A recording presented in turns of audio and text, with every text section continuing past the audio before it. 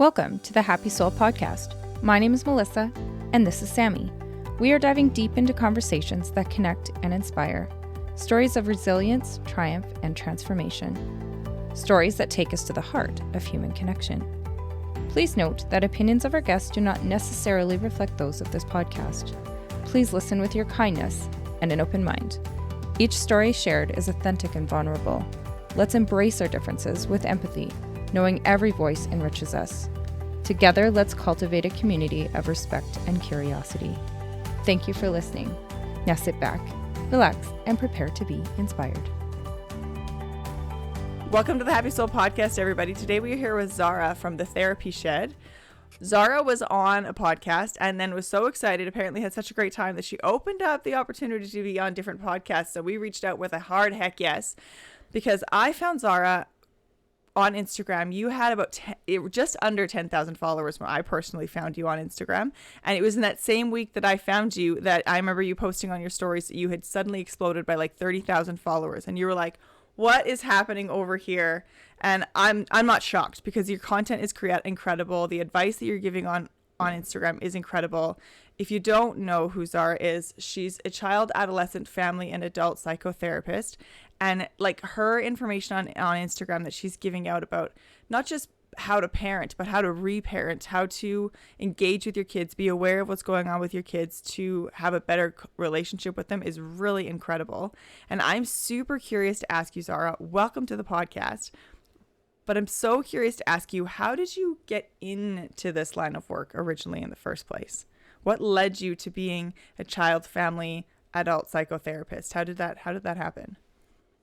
It was one of those things where I kind of think once I arrived at it, I was like, oh, now I understand why all of the things in my life went the way they went, because this is where I was supposed to land. And I went like a very scenic route. So I started my working life in musical theatre. So I went to stage school and was singing and dancing. And then I was kind of like, well, I need another job in between acting jobs. So let me be a fitness instructor. So I started teaching like spin and body pump and body attack and aerobics and circuits and all this stuff. And every day I would be in the same place at the same time, presenting myself like everything in my life was great so that I could deliver something to my participants who, might be coming to one class a week when I was doing 5 a day. And then there would always be like one person that was hanging around afterwards. And I'd be like, you okay? And they'd be like, my husband's leaving me. And they'd like, there's always people that wanted to confide in you because you present this version of yourself, which is quite like a therapist, where you're very boundaried. It's not about you. You're very reliable. And then I was kind of with this guy who had a really great job. And I'd kind of gone like, well, like teaching aerobics is fun. He'll probably provide a really nice life. So I guess I'll do this. And then we broke up and I was like, what happened to me? I'm not like a nice life person. I'm like ambitious and driven. But because I'd been in this theatre world, I had this really strong narrative in my mind that I wasn't clever, that I was just someone that could physically do stuff but couldn't sit and write down anything. And I thought, I was always really interested in psychology, but I didn't think I'd be able to do it. So I decided to book onto like a 3-month foundation course. And I just fell in love with it. And I thought, you know what, like I'll get through the academic side of it because the job itself isn't academic. And then basically, as soon as I'd finished my first master's, which by the end of, I was like, actually, I really can do this. If I'm writing about something I'm interested in, I can definitely do this. I was clearing out all the papers and everything that I'd accumulated. And I was like, the only papers that I want to keep are to do with child development. I think I might have done the wrong course. So then I basically went straight into another master's degree to work with children. And midway through that, I fell pregnant. So then started to become really consumed in parenting stuff. But it was this parallel process of reading parenting books whilst being pregnant. And then I kind of combined them. And then one day I had an adolescent client who came to my therapy shed for the first time. And it was like an actual shed, with no insulation. And I'd made it look very pretty, but it was an actual shed. And people call it like my garden room or my home office. I think it's an actual shed. But this teenager came over when I just moved into this house and she went, oh, therapy shed. And I was like, that's nice. And then here we are. That's so amazing. yeah. And the little steps along the way. I was a personal trainer for a few years, and I can totally relate to what you're talking about, how people are like, you become their therapist. You're like, I'm really not qualified for this, but I guess I'll listen. Like, yeah, Yeah, that makes absolute sense. my husband's a personal trainer, and like now sometimes when, because he's been with me for so long now, when I hear him, like he's like, yeah, my client said this thing, so I just asked them like what that was about, and I was like, oh my God, you're becoming a therapist. You're like, I So love it. did you have any, did you do a lot of work with parents and, or not parents, I guess, but adults before moving into the child's thing? Like, because I know you said you did the schooling, but were you actually counseling parents and stuff like that before moving more into families, or?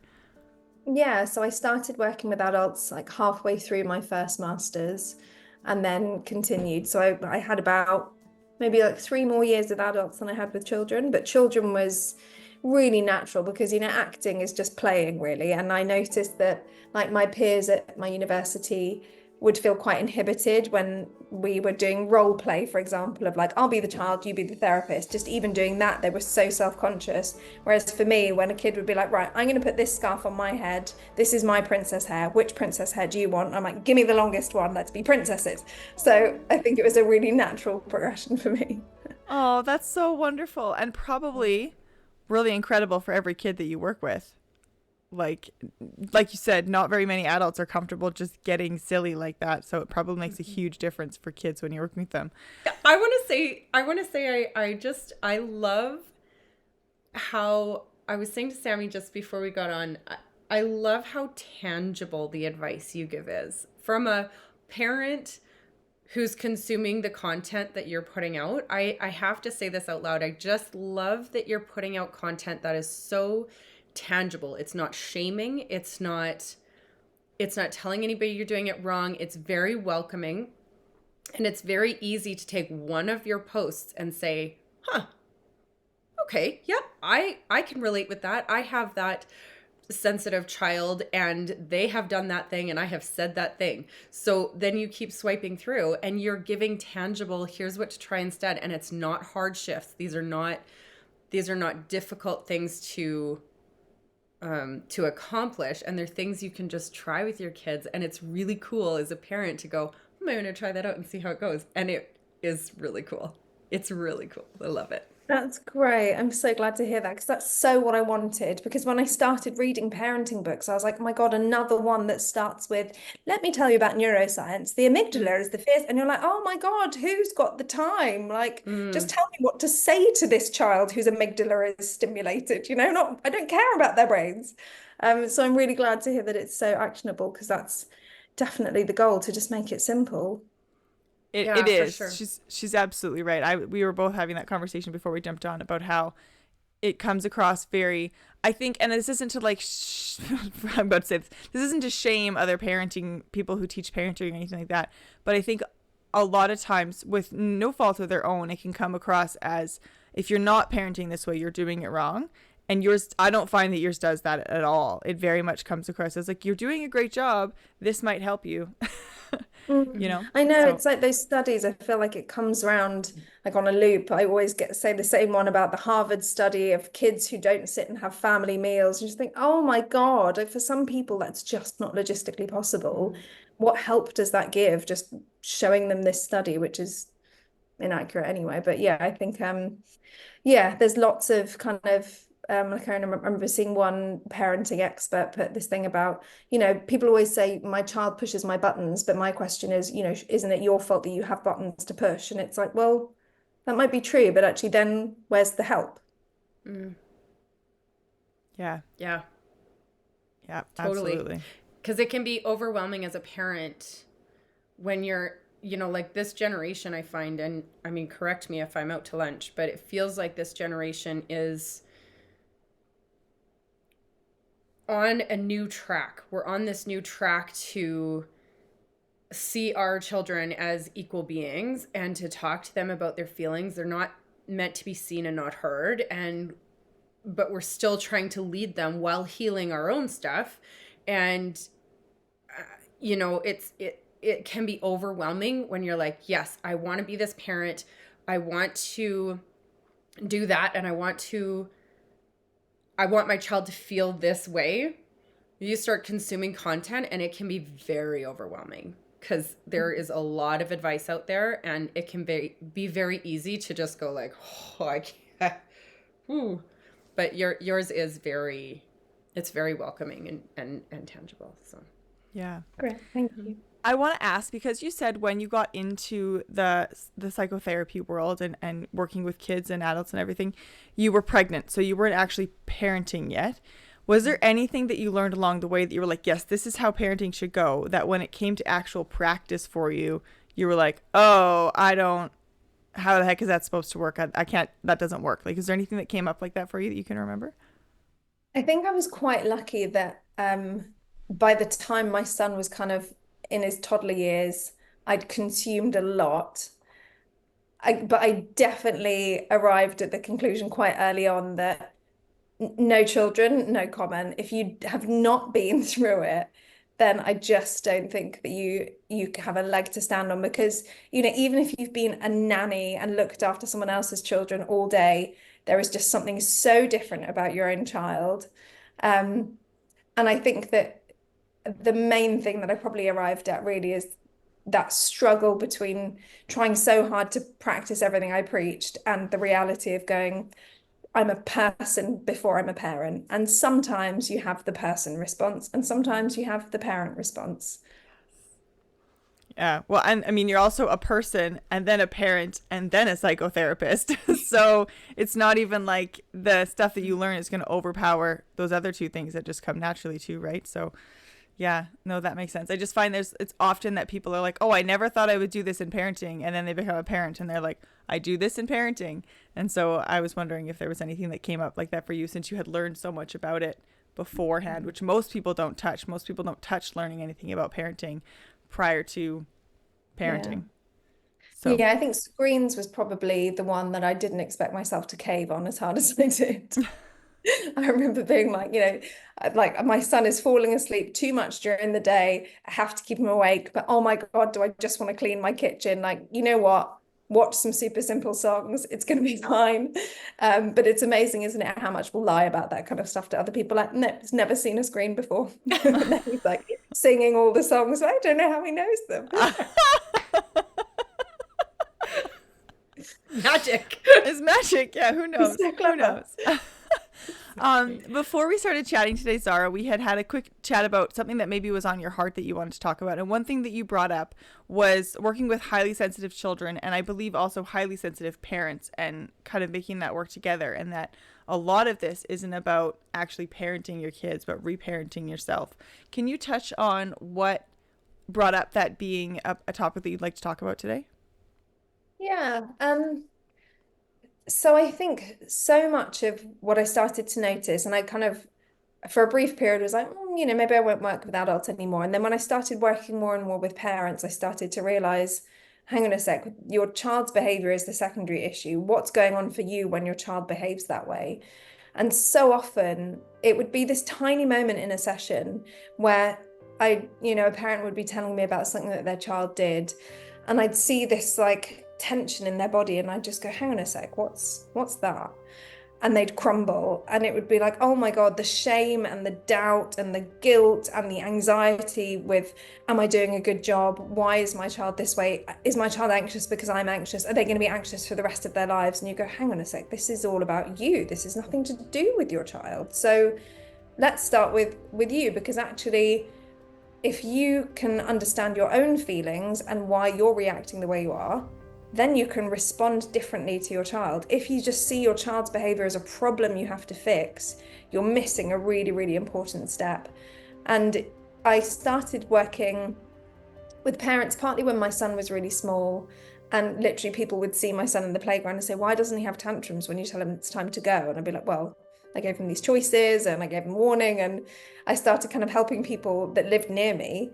But then when I started working with kids privately and not within a school system, I started to work with really affluent parents who kind of saw their children's behavior as a problem to outsource. And I thought, I'm working with this teenager. But she tells me every single week that her parents are screaming at each other. So me working with her doesn't change anything if that doesn't change. So I started actually doing a parenting session almost as like a vetting system to see, are you prepared to make changes within your own behavior? And then I'll work with your kid. And then it just kind of started to be this thing where I was like, actually, I don't think I need to meet your child. I don't think your child needs therapy. I think you just need help managing it. And just more and more, I see that moment in every session with a parent where I go, what are you feeling when your child has a tantrum? And then you get to, my dad was a really angry guy and anger was really scary, or I wasn't allowed to be angry. And it's like, right, so when your child is facing you with anger, you actually have no tools. You have no historical life context to go, I know what anger is. I know that it's safe and I know what you do with it. It's just, oh my God, this is dangerous. So is it any wonder that when your child screams at you, you scream back? You don't have the tools, and that's not your fault. And your parents did the best that they could with the tools that they had. But actually, let's work on your relationship with anger and then watch how your child's behavior changes. And there's that lovely saying, which is see a child differently and you'll see a different child. And it's just so true. I literally wrote that quote down. It's one of the ones off your post I wanted to talk about, was to see a child differently and you'll see a different child. Oh man, the amount of parents I've talked to who have said, like, as adults now, they've said that the way that they behaved as a kid, just exactly like you're saying, they're condemned for the behavior. Their parents are sending them to therapy. Their parents are talking about, even as an adult, their parents will say, you were such a poorly behaved child. You were so hard to handle. You were a lot to handle. And one of those parents actually opened up to me and said, like, it's really hard hearing that because I was just doing what I was shown. Like, I was just following the example that was given to me. And I felt like I was so broken and no one was there to listen to me, and I was condemned for doing exactly what my parents did to me, and I didn't understand why they yelled at me and I had to listen, but when I yelled at them, nobody listened to me.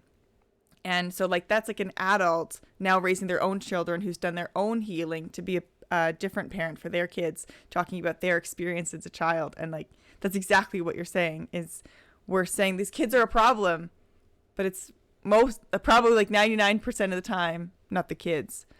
So yeah. Do you find that most parents are willing to do the hard work, or do you find that you get a lot of parents that you're like, no, I can't help you because you're not willing to change? I think now so many parents find me through Instagram that they're already kind of like signed up to what might happen. But it's been quite amazing how many parent sessions convert into adult psychotherapy clients, where by the end of 50 minutes, they're like, oh, actually, no, I have quite a lot that I need to deal with. And that's a really amazing thing where you go like, right, you're about to change generational cycles. Isn't that incredible? So cool. It's so cool. I love that. Do people find you, like, are your clients local to you, or do you have clients all over now? Yeah, now clients are all over, because I always say, like, I really should think about what my title is, but there isn't really, like, parenting coaching is kind of what I call it, or parenting support doesn't really exist as an industry. You can't do a master's degree in it. So my kind of individual clients, like play therapy and family therapy and adults, they find me through professional registers. So a lot of the parenting stuff comes from people who are looking for therapy for their kids, or a lot of it's through Instagram. So it's really cool now to have like clients all over the world. So cool. And you know what?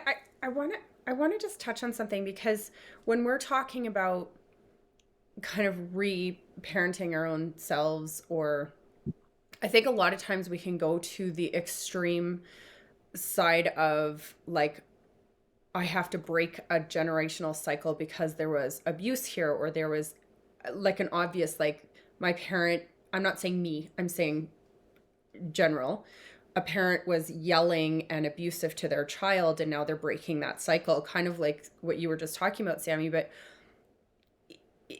this is for everybody. Like, this is not only for that extreme. Like, I look at it on a personal side. This is why this is coming up for me. On a personal side, it's also for those of us that maybe grew up with an idea in our head of what's appropriate and not appropriate, and then we have a child that's exhibiting a behavior that we might have gotten in trouble for. But then you have to like check yourself and be like, okay, is this appropriate for me in my household? Or am I reacting because I was told not to do this so often as a child? Like I say to my mom sometimes, my grandfather he was very sound sensitive. He did not like loud noises. And so he was very triggered by noise. And, you know, it's kind of like, he didn't yell, he wasn't abusive. He just he did not like loud noises. And so we kind of joke about that kind of going through the gene train. And I have a child who has ADHD, and he is loud, and he is and there are times when I'm like, I'll say to my mom, I can feel my grandfather in my soul right now, because I can feel myself like, he's being loud. Well, yeah. It's not like he's not causing any problems. I need to check myself because that's my stuff. That's like my training that loud is bad. But it's not. He's not being bad. He's being himself. So it's tangible even on those generational things, if that makes any sense. Yeah, absolutely. And I think often so much of the way we intervene as parents is because we have such a brilliant desire to save our children from anything that's unpleasant, but actually we're sending the wrong message. So I had a session with some parents the other day, and this kid, he sounds to me like, after about like 10 minutes, I was like, I think you have a highly sensitive child here. Like, this is definitely, like, I know these children, and it's one of those great moments for me where I get to go like, okay, when you do this, does your child do this? And they're like, yeah. And I'm like, okay, I know your child. But she was telling me that, you know, football was like his absolute favorite thing. He'd always been in the best team for football. And then he's moved up a year at school, and they've brought in another school they've kind of joined, and he's been moved down into the B team. And his reaction was enormous. And I could see that his mum's desire was just to help him calm down as quickly as possible, because watching him suffer so much was so painful for her. But I was like, imagine if something that you always believed you were amazing at and something you loved was suddenly taken away from you, and how that threw him into such unthinkable anxiety. Do you not think that actually his response was exactly what you would expect him to feel? But you jumped in and said, that's enough, we need to calm down. Actually, I wonder what would have happened if in that moment, instead of trying to be firm and steer him, you'd just gone, yeah, this is really painful. But actually, you couldn't bear to see him in that pain, so you wanted to try and make it stop for yourself. That's not necessarily what he needed in that moment. And so often that is just, you know, that classic line of parents always saying, like, I only want you to be happy. And it's like, well, actually, no, we only want our children to be okay with all feelings, because they're going to encounter them. We only want our children to be okay with all feelings. Yes. Oh, so good. So good. Do you find, I've been writing down questions as you're talking. Me too. Do you find that that's a common thing that you have to help parents learn, is that, like, even just a small thing of when a kid gets injured, like an actual, they scrape their knee and they're crying, parents are immediately trying to cheer them up and make them feel better, instead of just letting them be like, yeah, this hurts, man, how can I help you? Do you find that's a common thing that you have to help parents allow kids to feel that pain and that hurt? Absolutely. I think that was one of the first things that I changed in myself when I became a parent, was that need to, every time your child falls over, go, you're okay, you're okay, you're okay. And I always think as parents, we're saying that to ourselves, they're okay, they're okay. And that ability to kind of see my son face plant, and to not sprint to him and be like, alert, danger, danger, but to actually just go slowly and be like, that was a really big surprise. You didn't expect that to happen, instead of, oh my God, you're okay. So I think it starts as soon as they start moving and banging their heads on things. So you just want to rescue them from it. Yeah, I agree. Yeah, I totally agree. We were on, this is just short story, quick stories. Like, just with that is, I feel like it's almost immediate that people want to just fix a kid that's hurting or sad. And so much so, this was a couple years ago, we were on a ferry, and he was been 3 at the time. He fell over, and immediately another parent picked him up, was like, oh, you're okay, and got him to stand. And he looked at her and looked at me and just started crying, and she was like, she picked me up, I could have got up by myself. I'm like, she's like, sorry, I was just trying to help. I'm like, but he didn't ask for it. So yeah. He wasn't bleeding, even if he was bleeding, like, was it profusely? Was he needing stitches? Like, where are we at here, you know? But it's a very, like, it's immediate reaction for people to pick up a kid as soon as they're down on the ground instead of letting them learn to pick themselves up, and you're there for support, I think. Yeah. And they all go through that phase, don't they, where they fall and the first thing they do is, should I cry? Am I hurt? And like that's the thing, when you sprint to your child saying, are you okay? Okay. Often there's always that delay, and then they're like, oh my God, no, I can't be okay if you're running to me. Absolutely. Absolutely. I want to ask, like, when you're working with different parents from across the world, now that it's kind of expanded that way, do you find that there's differences in parenting that maybe you have to shift to with different cultures, with different types of parenting when you're working with people, or?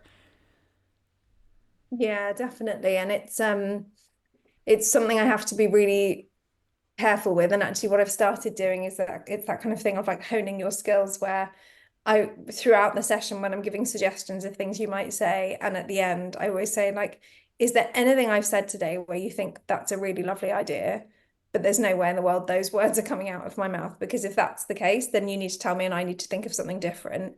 Because yeah, culturally, you know, when we think about authoritarian versus authoritative parenting, there are some cultures where it is still authoritarian driven, where you do just respect your elders, where you would never be allowed to not give grandma a kiss. And sometimes you have to work within that. And, you know, it's possible. I think that's the really important thing, is that there are always things you can do, because no matter what culture you come from, you have, you know, your culture on a big scale, and then you have your family culture. And at least within the confines of your home, you can make those changes. And that means that your child has a broad experience of those cultures, and they'll have the tools to kind of straddle the different worlds. That's so cool. Mm-hmm.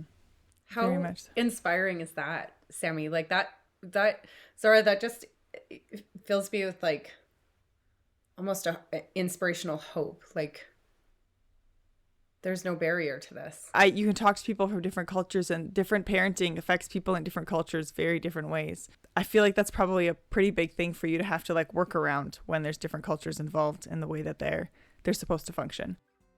Yeah, and I think for all people as well, that discomfort of having to look at the way they were parented and think maybe it wasn't great. And you know, that kind of, I think we've all probably heard it from our parents, where we say like, oh, well, you know, I'm just going to try and do things this way. So maybe when he says that, if you could say this instead, and you hear that, well, you turned out fine. And it's always kind of one of those things where you're like, I'm actually just aiming for more than fine. That's, you know, it's so difficult for them to not hear your desire to do something differently as a criticism on what they did. And it's like, just trying out something different. And like, okay, yes, I turned out fine. Maybe we can hope for more. Or like, should we look at the parts of my life where I really wasn't fine?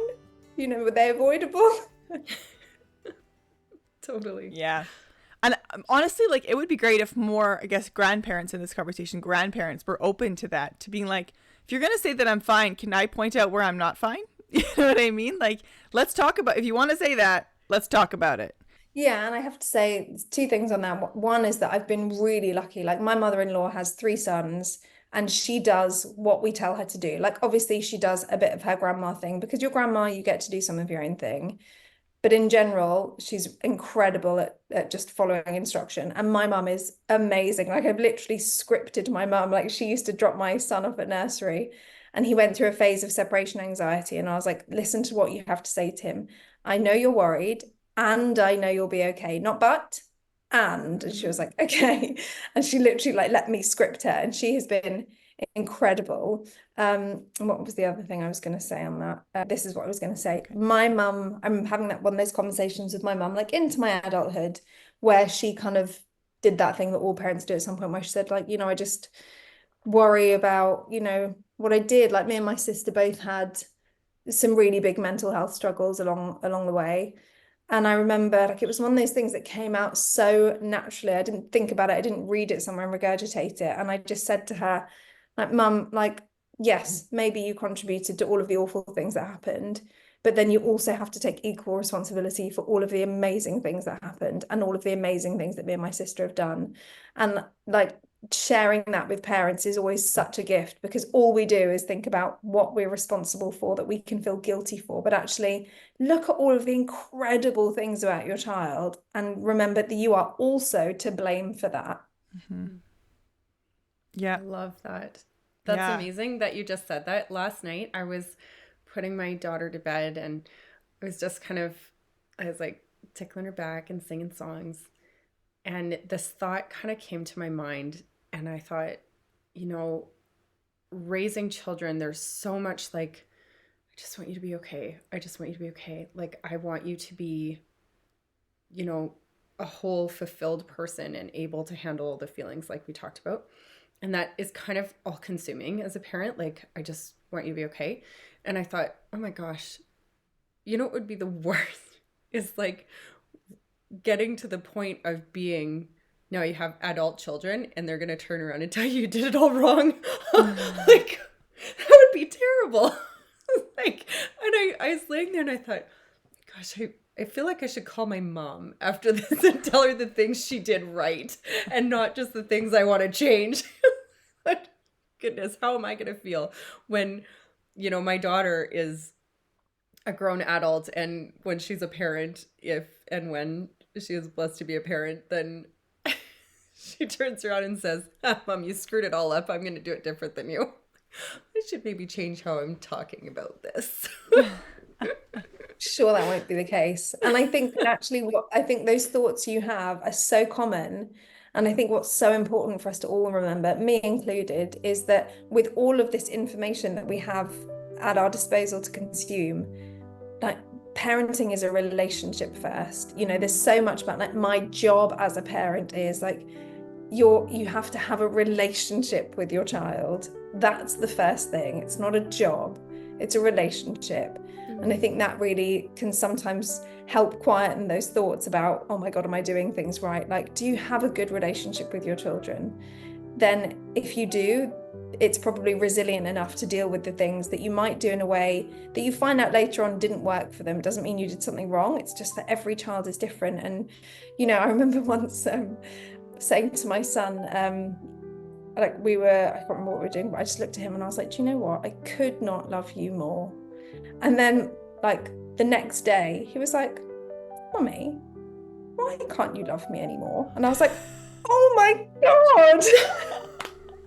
For a whole day, you walked around thinking I didn't love you. And, like, you just cannot control. He might never have told me that. You can't control how a child experiences what you say. And I was like, that's the opposite of what I meant. And, like, when you're like, oh my God, can I erase it? Like, can I find something into you? Can I rip your skin off to get the message in clearer? Like, oh my God, no.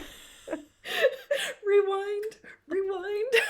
You just can't control the way they hear things, and they might hear something like that and never tell you. And then when they're 25, be like, Mom.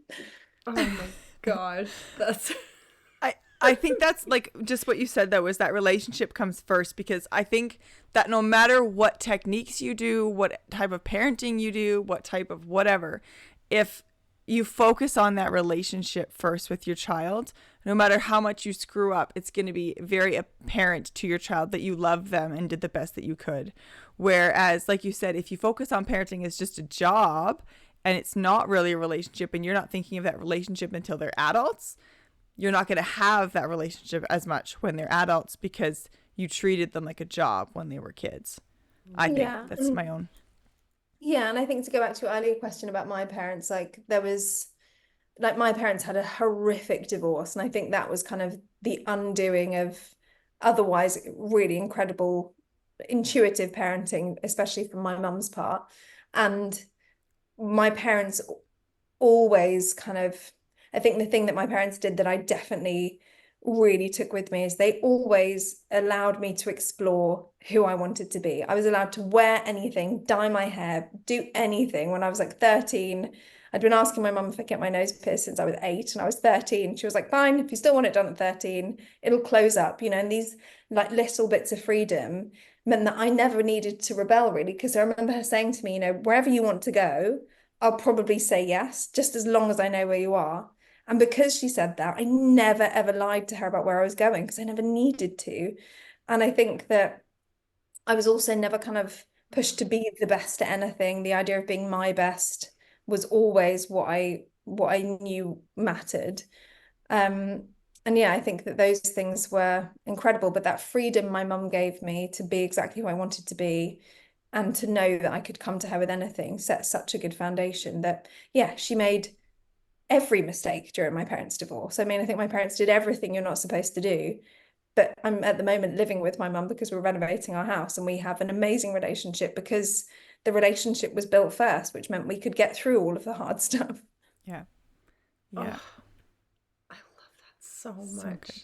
Yeah, I absolutely. love that so much. Like, if there's one thing I want all parents to hear, it is exactly what you just said. Like, that is everything. I love it. I wonder if you can define a sensitive child for us.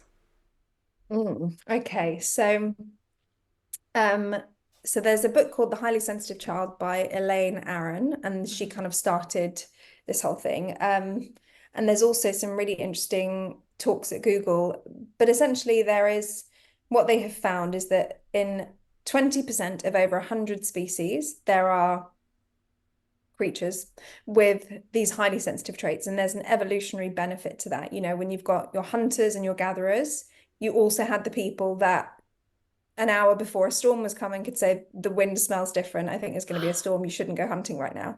So we need these people, you know, otherwise we would have evolved for them to not exist anymore. And you know, kind of in a clinical way, they would be classified as subclinical. So they wouldn't reach the threshold for a diagnosis of autism, ADHD, PDA, ODD, or a sensory processing disorder. But they definitely process input differently. So they would have sensory processing sensitivities. And I kind of think of them as having like one layer less of skin. So everything just gets to them a bit quicker and with a bit more impact.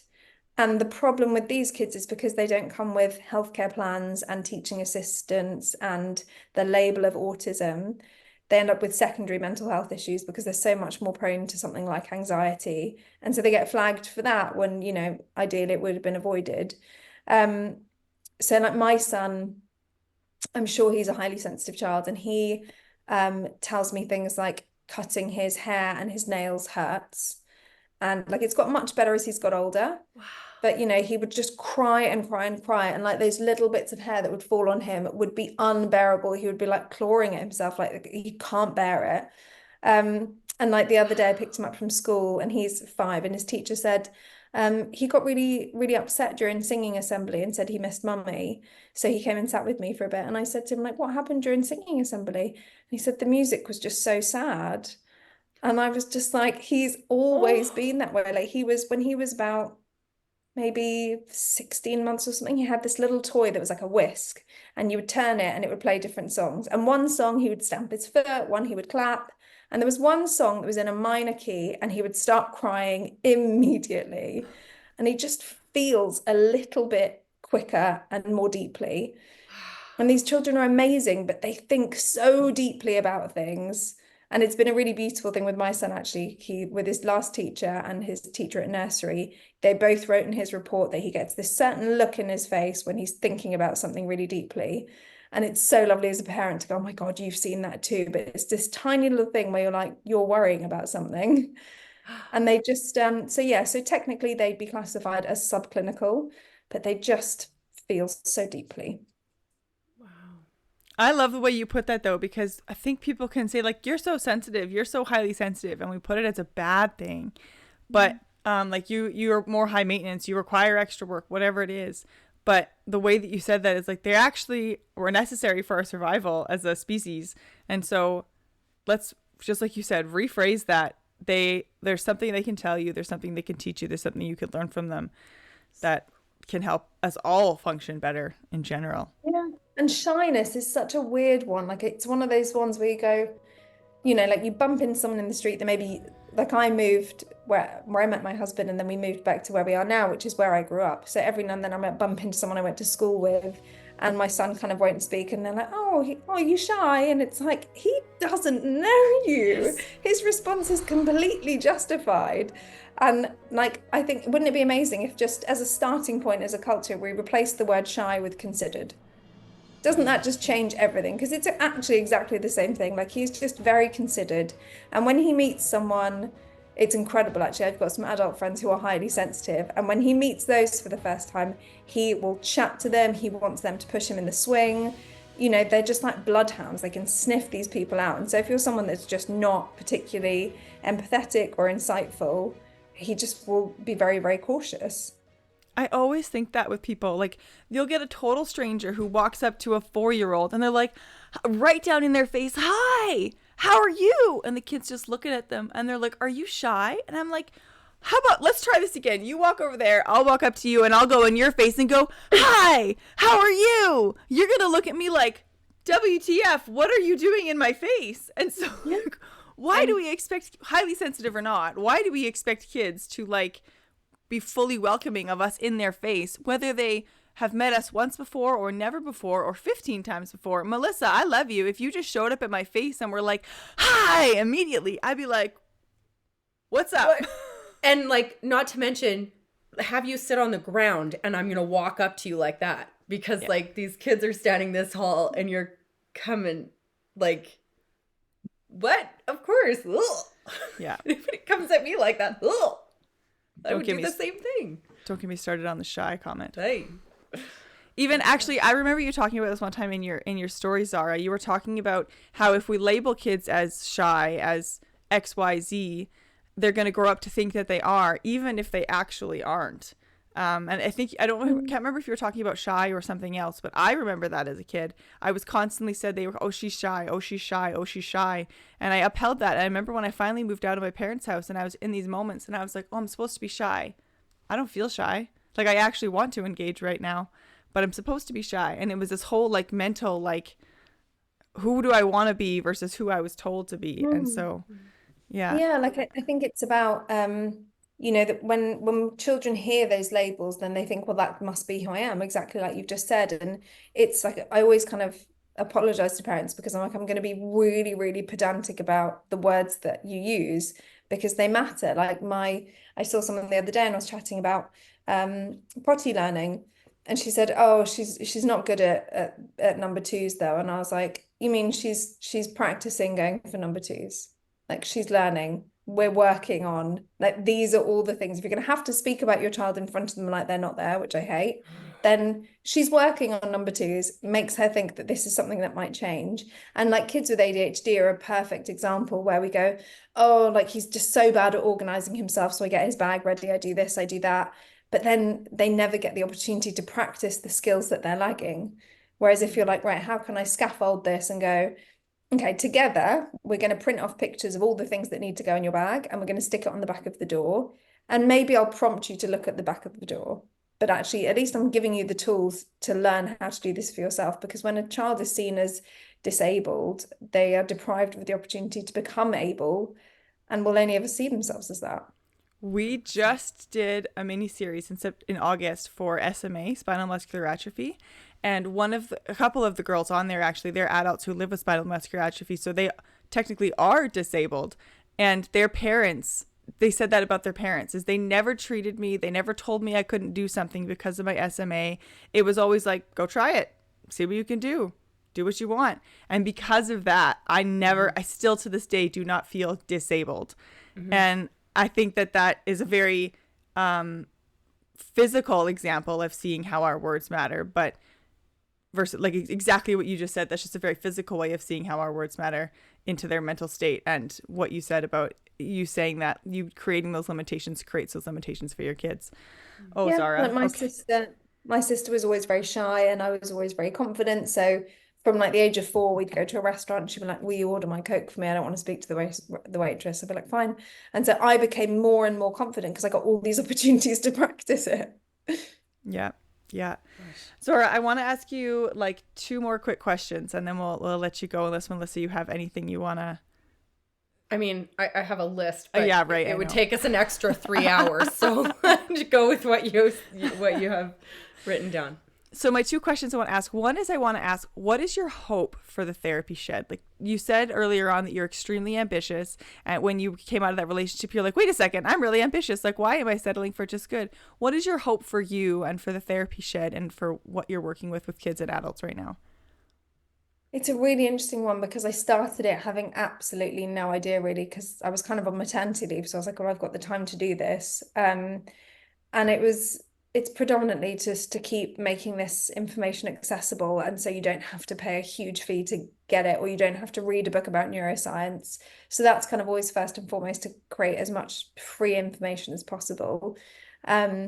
Since starting it, some really amazing opportunities have come my way, and I would love to have something published, whether it's like a children's picture book, or one day I would really love to have notes from the therapy shed, so like my own parenting book, but it would be like, this is my problem, you go to that part of the book and you read that bit, and if you never read the rest of it, whatever. That's what I would really love to do. So I'd love to write any kind of writing, articles on anything. I love writing. It feels like painting pictures with words is just such an amazing gift, and I'm someone that has a really good ability to do that. So I would love to have my presence online, like the social credit that something like Instagram gives me, backing up something like that, some kind of writing. Is that how you started working on anything like that, or is that just kind of like a hope for the future? So the tantrums guide that I just put out is kind of like what I imagine a chapter from the book to be like. So I've started kind of dabbling with that. And then I've had a couple of children's books submitted to publishing houses. So I'm actually waiting at the moment to hear from some publishing houses. And actually really exciting is I've just been asked to consult on a parenting book. So I think they have an author who isn't kind of a qualified professional in the mental health industry, so they want them to write a book and for me to be the consultant to say whether it's accurate or not. So that's really, really cool to think like, oh my God, my name's going to be in the back of someone's book. It's very cool. That's wicked. That's so exciting. I like seeing how excited you are about that and how much that's lighting you up. That's really beautiful. You can see how much it means to you. Yeah, that's awesome.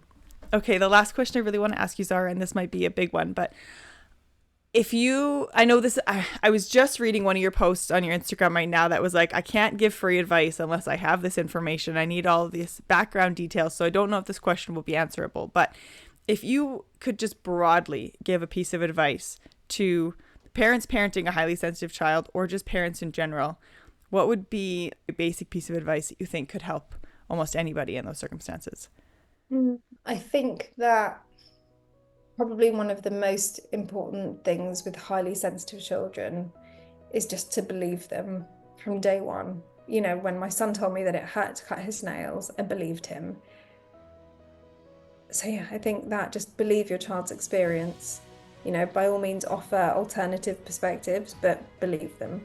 Because don't we all just want somebody to believe our experience of something? If we're struggling with anything, wouldn't it just be so nice if people are like, yeah, I believe you that was the worst day in the world. Like, fine, maybe tomorrow you'll think more clearly and rationally and it wasn't that bad. But today, if you say you had the worst day in the world, okay, I believe you. Mic drop. And yes, I love that so much. That is so good. What a beautiful reminder. Yeah. Okay, I really have to ask this though. What did you do with your son when he said his nails hurt to get clipped? Like, letting someone's hair grow long, not such a big deal. Letting someone's nails grow super long is like not necessarily always healthy depending on how long they get. So like, how did you handle that? Oh no, I don't want to say. For a long time, I bit them.